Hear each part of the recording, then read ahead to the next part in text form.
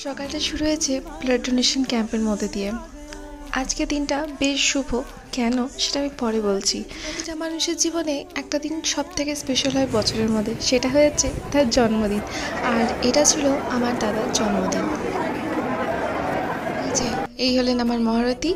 আর এখন ইনি মন্দিরে উপস্থিত হয়েছেন। এরপর বাড়ি পৌঁছে বাবা মা সবকে সাথে করে নিয়ে বেরিয়ে পড়েছে আবারও আরেক দেশের উদ্দেশ্যে, সেটা হয়ে যাচ্ছে বৃদ্ধাশ্রম।